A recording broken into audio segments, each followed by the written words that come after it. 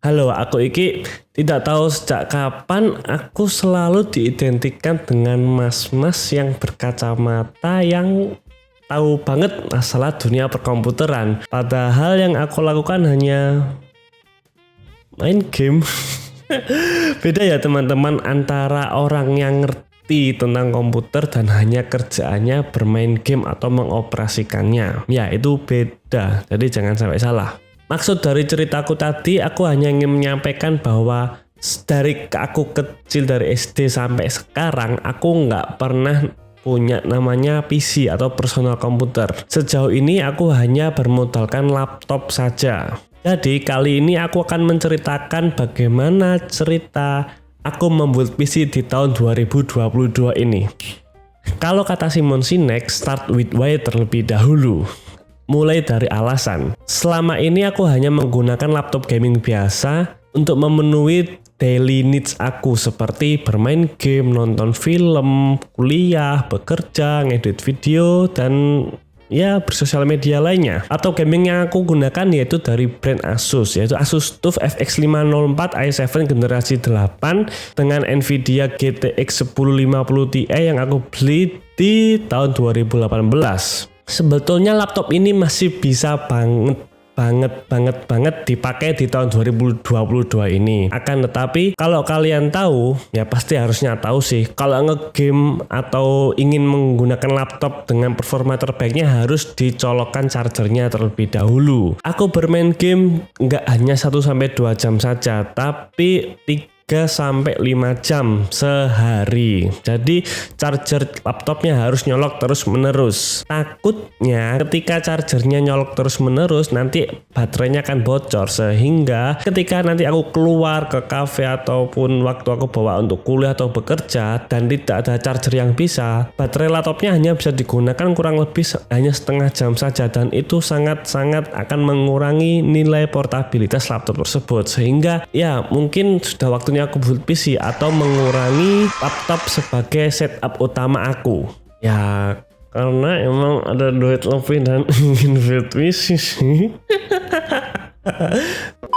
Oh ya, ini aku bukan beli dari nol ya, tapi aku akan kasarnya hanya mengupgrade PC dari adik aku yang udah nggak dipakai lagi. Jadi ya here we go. Even when you feel low, you can still go. Even when you feel slow, you can still go. Even when there's no hope, you can still go. I never answer to no, man, I still go.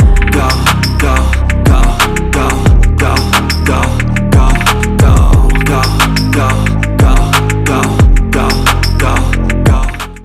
Sebelum membeli komponen-komponen PC terlebih dahulu, alangkah baiknya kita mencari tahu atau survei apa aja sih komponen PC yang kita butuhkan. Akhir-akhir ini aku menonton berbagai referensi video di YouTube tentang rakit PC, entah pas lagi makan, lagi istirahat, lagi rebahan, entah lagi ngapain, entah lagi mau tidur. Pasti yang aku tonton yaitu video tentang rakit PC. Jadi pada dasarnya komponen PC ada beberapa seperti prosesor, motherboard, VGA atau GPU, RAM, storage, power supply, dan casing. Prosesor yang aku pilih berasal dari kubu biru atau Intel generasi terbaru, yaitu Intel i5 12400F dari generasi 12 Alder Lake. Kenapa aku pilih i5 ya? Karena selain untuk mengangkat performa game aku juga membutuhkannya untuk edit video. Jadi aku pilih di tengah-tengahnya antara i3 dan i7. Ya harusnya lebih dari cukup sih. Aku juga hanya bermain game seperti Valorant saja, tidak game AAA. Seri 12400F ini merupakan seri terendah dari generasi 12 dari Intel Alder Lake. Jadi ya so-so lah ya, cukup harusnya sampai beberapa tahun ke depannya. Harga prosesor ini aku dapatkan di harga Rp2.570.000. Prosesor dan komponen PC lainnya tidak akan bekerja tanpa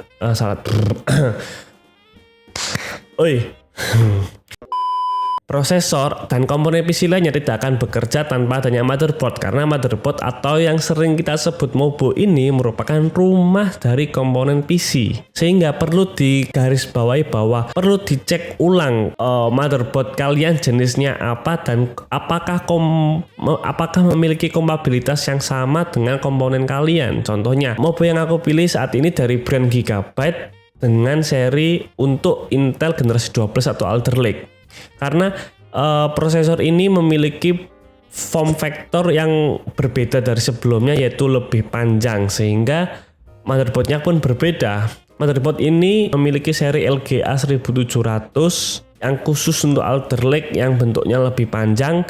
MOBO yang aku pilih dari brand Gigabyte yaitu seri B660 MDS3H LGA 1700 DDR4 dengan seharga Rp2.175.000. Sebetulnya ada pilihan dari brand-brand lain seperti Aorus, MSI, Asus, tapi ya itu mungkin diperuntukkan oleh orang-orang yang akan mengotak-atik atau overclocking PC-nya. Karena saya hanya user biasa, sehingga harusnya brand dari Gigabyte ini lebih dari cukup dan harganya lebih terjangkau sih sebetulnya. Untuk VGA karena harganya masih mahal dan ya aku ingin menggunakan seri RTX, sehingga aku harus bersabar terlebih dahulu hingga harganya mendekati harga normal. Tapi sebetulnya di bulan April ini harga RTX 3050 itu sudah mencapai 6-7 jutaan saja. Tapi ya karena aku hanya bermain game Valorant saja, sepertinya VGA lama dari PC adikku lebih dari cukup, yaitu GTX 1050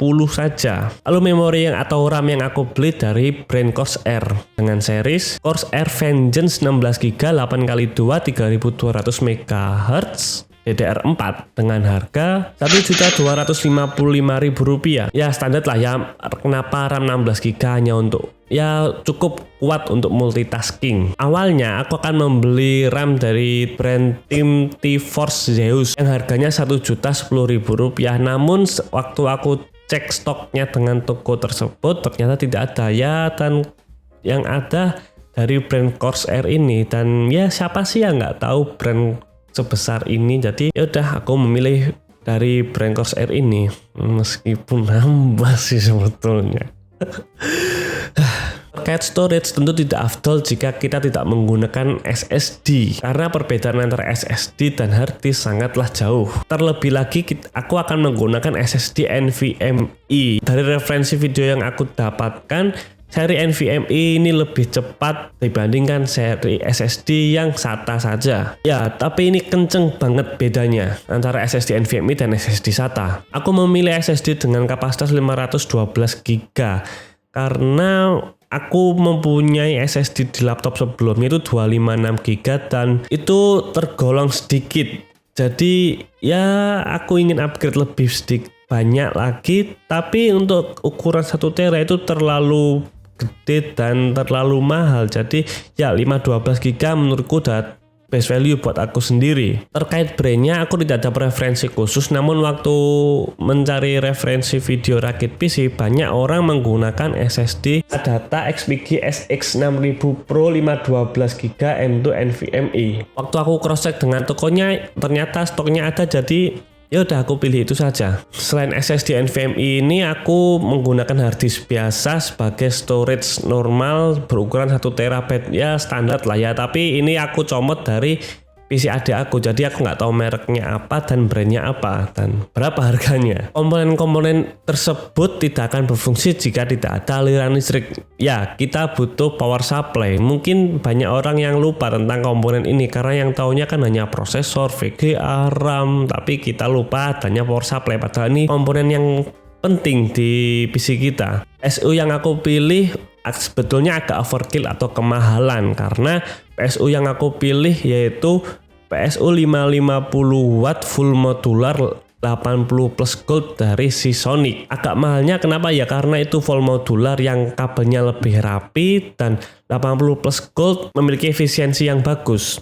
Saran buat kalian yang ingin build PC, pilih PSU yang ada series 80 plusnya. Minimal yang kalian beli adalah 80 plus gold, karena itu standar efisiensi yang sudah terstandarisasi. Nanti kalian coba cari referensi video lebih lanjutnya tentang PSU ini. Aku pilih yang 550 watt pun karena nantinya aku akan upgrade ke Nvidia seri RTX sehingga ya hitung-hitung investasi untuk kedepannya lah ya. Nanti kalau nggak gitu nggak kuat PSU-nya. Harga dari PSU yang aku pilih yaitu 1.499.099 atau 1,5 juta. Dan yang terakhir untuk casing PC yang aku gunakan, aku menggunakan case lama dari PC adik aku yaitu dari brand Cube Gaming. Aku tidak tahu Aku tidak tahu ini series apa dan harganya berapa, tapi ini dari brand Cube Gaming ya, ini cukup standar lah ya. Jadi kurang lebih uang yang aku investasikan untuk membuild atau mengupgrade PC ini yaitu senilai Rp8.374.099.